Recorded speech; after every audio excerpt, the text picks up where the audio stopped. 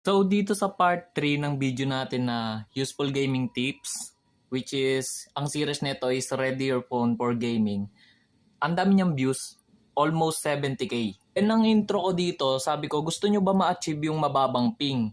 Which is may mga nag-comment na sa wifi lang yan.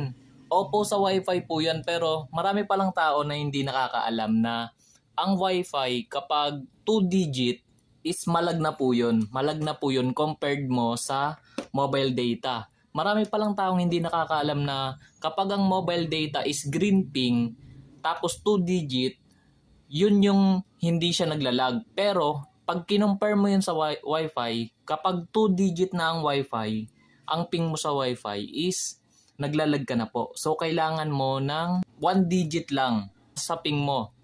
So, ito yung patunay, no? Yung Wi-Fi speed kasi natin, kapag naka 2 GHz band lang, lalo na yung mga Wi-Fi, then ang daming nakakonect, mas naglalag siya kapag 2 digit, okay?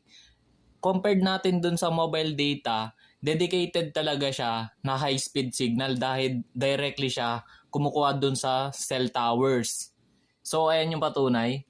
Nagulat lang ako na ang dami palang hindi alam na kapag ang wifi is 2 digit naglalag na. Compared sa mobile data na kapag 2 digit, as long as green ping siya, hindi siya naglalag. Kasi nga, at the same time, hindi kayo nag-hotspot and wala kayong ka-share dun sa inyong mobile data.